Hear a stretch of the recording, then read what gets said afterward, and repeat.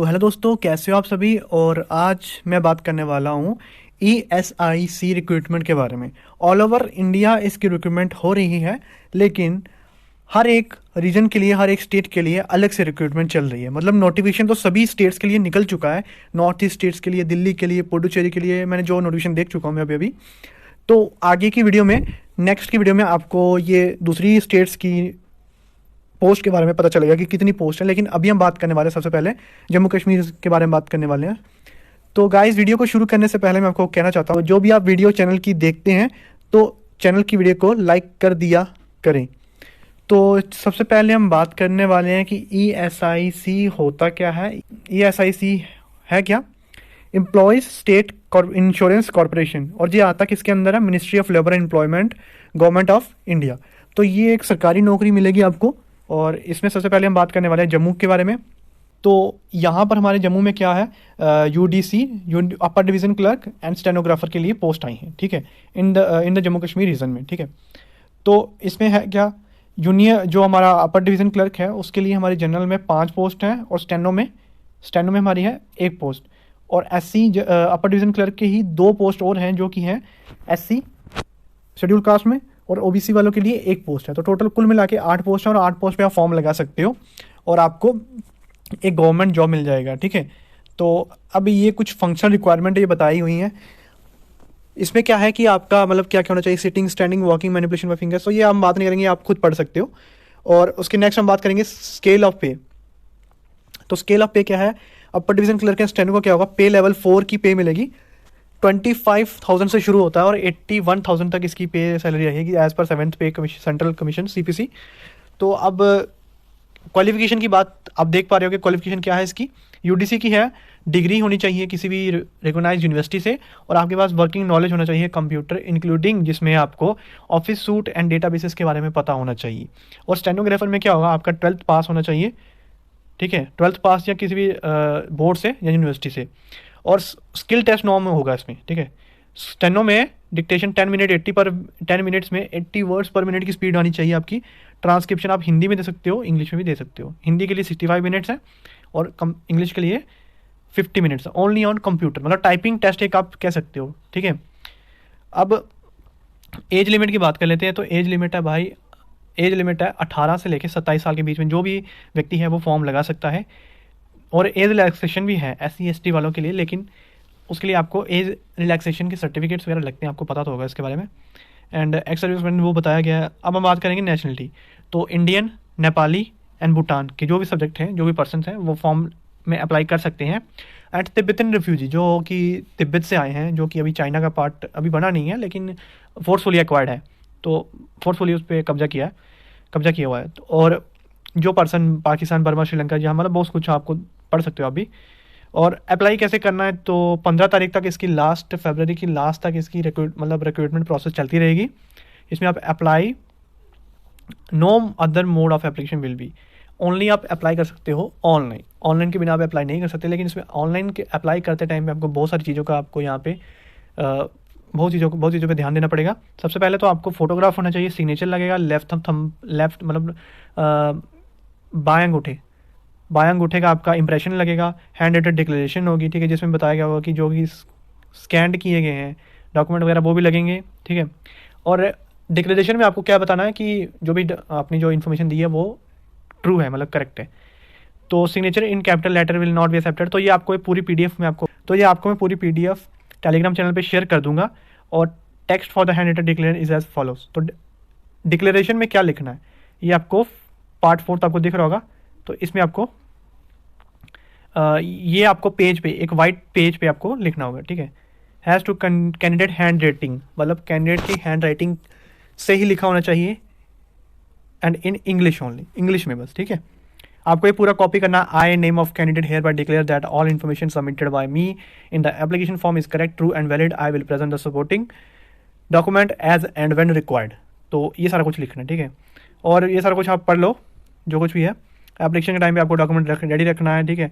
और इसके बाद करने वाले हैं, अच्छा, पहले इसको आपको ESIC साइट पे .nic पे आपको जाके रजिस्टर कर लेना है। अपने एक ही नंबर से रजिस्टर करना है, और वो नंबर आपको चेंज नहीं करना है।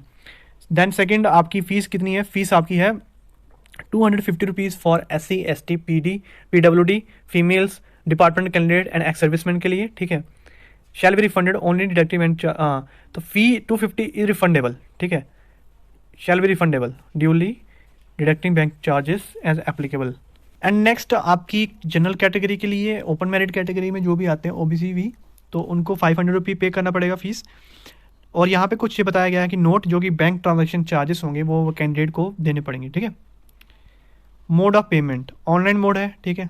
तो ये सारा जो आप देख रहे हो स्क्रीन पे, तो ये आप पढ़ लेना कि उसमें ये बताया होगा कि यही बताया गया होगा कि आप जब भी फॉर्म वगैरह अप्लाई करते हो, तो जो आप रेगुलर जो फॉर्म अप्लाई करते हो तो उनके लिए कुछ नया नहीं है, इसमें सब कुछ वही है।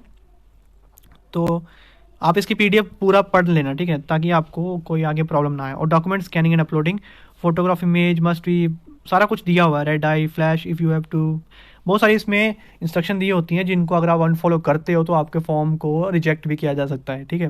तो ये ध्यान देना, ये सारा कुछ आपने पढ़ना है जो मैं आपको दिखा रहा हूँ अभी स्क्रीन पे। PDF आपने अच्छे से पढ़नी है, ठीक है। और अगर आपको किसी चीज़ की समझ में नहीं आती है तो आपको करना क्या है, सिंपली कमेंट में मेरे को बताना है, कुछ भी आप कमेंट में पूछ सकते हो, तो मैं उसका रिप्लाई देने के लिए तैयार रहूँगा, ठीक है। उसका आपको एक दिन के अंदर अंदर आपको रिप्लाई दे दूंगा मैं। इससे मेन अभी सेंटर ऑफ एग्जामिनेशन, तो सेंटर आपके हो जाएंगे, आपको पता चल जाएगा, ठीक है। और कोई भी रिक्वेस्ट चेंज नहीं होगी सेंटर के लिए। तो सेंटर आप जब आप अप्लाई करेंगे तो वहाँ पे शायद सेंटर का ऑप्शन आपको सिलेक्शन के लिए दिया गया हो, तो आपने उसको करना क्या, आपने वही जो क्लोजेस्ट सेंटर होगा आपके पास तो वो सेलेक्ट करना अगर वहाँ पे ऑप्शन आता हो देने का, मतलब सिलेक्शन ऑफ एग्जामिनेशन के लिए। स्कीम, अब मेन बात है कि हम बहुत देर से बात कर रहे थे कि एग्ज़ाम क्या होगा कैसे होगा। तो इसके 2 एग्जाम्स होंगे, प्रिलिमिनरी एंड मेंस।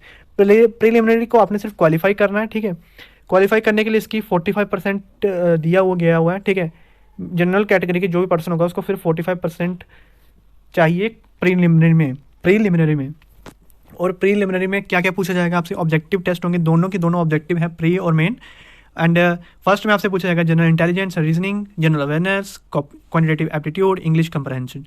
तो मान लीजिए आप ये सारा जो सिलेबस है ना, ये SSC CHSL से मिलता है और आप वही पढ़ के यहाँ पे आप एग्ज़ाम में एंटर कर सकते हो, ठीक है। और मेंस में बाकी सब वही है, लेकिन मेंस में जहाँ आप देख सकते हो प्रीलिमिनरी में आपको 1 घंटा दिया गया होगा और मेन में आपको दिए जाएंगे 2 घंटे। तो मतलब पेपर थोड़ा मेंस का टफ रहने वाला है, और क्योंकि मेन है तो मेन में थोड़ा टाइम भी ज़्यादा एक्स्ट्रा मिलता है। एंड अब आप देख सकते हो मेन में computer skill test is the ratio 1:5 times, ये कुछ दिया गया होता है। कंप्यूटर स्किल टेस्ट में ये हम बात कर रहे हैं अपर डिवीज़न क्लर्क के लिए। तो अपर डिवीज़न क्लर्क में स्किल टेस्ट होगा, प्रिपरेशन 2 पावर पॉइंट स्लाइड आपको बनानी पड़ेंगी, typing matter on MS Word with formatting, ये भी आपको करना पड़ेगा। Preparation of table on MS Excel with the use of formula, तो ये भी आपको करना पड़ेगा, यहाँ से आपको मार्क्स मिलेंगे। एंड इसमें जो बताया गया है कि computer skill test will be in qualifying in nature. तो जो कंप्यूटर का टेस्ट होगा, कंप्यूटर स्किल टेस्ट होगा, वो सिर्फ क्वालिफाई करना है आपको। और क्वालिफाई करने के लिए आप लगा सकते हो कि 50 में से आपको 25 से अबव आपको मार्क्स लेने हैं, ठीक है, आपको मिलने चाहिए वहाँ से। And working knowledge of computer man who are unable to type shall be by holding an objective type. हाँ, तो ये आप पढ़ सकते हो जो कुछ भी है। क्वालिफाइंग नेचर मार्क्स प्रीलिमिनरी के लिए and qualifying nature in phase 1 and phase 2 main examination will be 45। Qualified nature in phase 3 जो आप कंप्यूटर स्किल टेस्ट होगा वो वहीं पे डिसाइड होगा। तो मेन के लिए मैं पहले बता रहा था कि इसका डिसाइड नहीं होगा, लेकिन मेन के लिए भी है उतना ही है। 45% आपको दिया गया है फर्स्ट और सेकंड के लिए। तो प्रीलिमिनरी तो आपका हो गया सिर्फ क्वालिफाइंग इन नेचर, लेकिन मेन में आपको 45% आपको अचीव करना पड़ेगा, और इससे ज़्यादा भी जा सकता है क्योंकि जिस पर्सन ने आपसे ज़्यादा नंबर लिए होंगे, मान लीजिए आप 100 में से 45 नंबर ही 50 नंबर ही लेने ज़रूरी नहीं है, आपको उससे अबव लेने की कोशिश करनी चाहिए, ताकि 8 पोस्ट हैं, सिर्फ 8 पोस्ट हैं, जनरल में 5 है। तो 5 में आप जो पोस्ट में अगर आप 50 नंबर पे अटके रहेंगे तो आपकी जॉब नहीं लग सकती। आपसे बढ़कर भी बहुत सारे स्टूडेंट्स ने एग्जाम में नंबर लिए होंगे और उनकी जॉब सिलेक्शन हो जाएगी। इसी तरीके से कैंडिडेट को सिलेक्ट किया जाता है, ठीक है। तो अभी स्टेनोग्राफर की बात करते हैं। तो स्टेनोग्राफर में सिलेबस सेम है, बस इसमें क्वांटिटेटिव एप्टीट्यूड को हटा दिया गया है, ठीक है। क्वांटिटेटिव एप्टीट्यूड को हटा दिया गया है। इंग्लिश लैंग्वेज एंड कंप्रहेंशन इसमें थोड़ा चेंज है।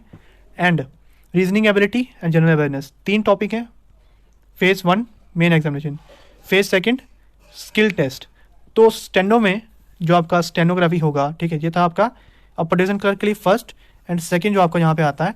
तो स्टेनोग्राफर में आपके सिर्फ 2 ही फेस रहने वाले, और 2 फेस में यहाँ के आपको पता है कि अपर डिवीजन में 3 थे, pre, main and computer skill test, लेकिन यहाँ पे 2 ही हैं, main and computer skill testing in stenography. तो English language, reasoning ability, general awareness, और इसका टाइम कितना 70 मिनट, 70 35 25 35 25 हो गया आपके 60 मिनट, 60 हो गया आपके 1 घंटा और 30 मिनट, इतना आपको टाइम मिलेगा। वर्जन हिंदी एंड इंग्लिश में दोनों होंगी, ठीक है। तो नेगेटिव मार्किंग भी है 1/4, 0.25 मार्क्स की आपकी नेगेटिव मार्किंग रहेगी। फेज सेकंड में आपको कंप्यूटर पे कैंडिडेट जो शॉर्टलिस्ट हुए होंगे तो उनको क्या करना है, 10 मिनट में आपको 80 वर्ड पर स्पीड लानी है, और ये सिर्फ होगी हिंदी और इंग्लिश में। लेकिन टाइम ड्यूरेशन क्या है, 50 मिनट एंड 65 मिनट्स। तो ये आप समझ सकते हो, ठीक है। Qualifying nature for main 1 45 40 and 35 30। तो पहली बात तो शायद ये ऐसा हो सकता है कि जो भी जनरल कैंडिडेट्स होंगे 45% से अबव होंगे उनको सेलेक्ट किया जाएगा, ठीक है। जब वो कंप्यूटर स्किल टेस्ट में अगर वो अचीव नहीं कर पाते हैं तो तब उनको बाहर निकाला जाएगा, उससे पहले उनको बाहर नहीं निकाला जाएगा। तो यह मान के चलिए, लेकिन फिर भी आपको मार्क्स अच्छे लेने ताकि आप कंप्यूटर स्किल के टेस्ट के बाद भी फाइनल मेरिट जो बनेगी उसमें आप टॉप कर सकें, उसमें आप अच्छे से मार्क ले सकें। तो बाकी ये सारे सर्टिफिकेट्स हैं जो इसमें लगेंगे, जो आप इसकी फ़ोटोकॉपी प्रिंट करके आप ले सकते हो। एंड इस certificate ECS employ, government age relaxation, देखो एज रिलैक्सेशन का सर्टिफिकेट होता है, मैं आपको बता रहा था, तो आपको पता होगा, एक्स सर्विसमैन कैटेगरी। तो ये बाकी इसी के साथ वीडियो को करते हैं ख़त्म। अभी नेक्स्ट स्टेट की वीडियो भी आने वाली है। नेक्स्ट अगर आप दूसरी स्टेट से हैं, जम्मू कश्मीर नहीं है, जम्मू कश्मीर से नहीं हो, दूसरी स्टेट से हो, तो आपके लिए नेक्स्ट वीडियो में आपको मैं बताने वाला हूँ कि कितनी पोस्ट है, कैसे करना है, ये थोड़ा बहुत बताऊँगा। कल शाम तक आपकी इसकी वीडियो आ जाएगी कि फॉर्म कैसे अप्लाई करना है, रजिस्ट्रेशन कैसे करना है, तो मैं आपको ये सारा कंप्लीट आपको वीडियो में बता दूंगा। तो मिलते हैं आपसे नेक्स्ट वीडियो में, और उससे पहले आप प्लीज़ चैनल को लाइक, शेयर और सब्सक्राइब कर दीजिएगा। Bye bye.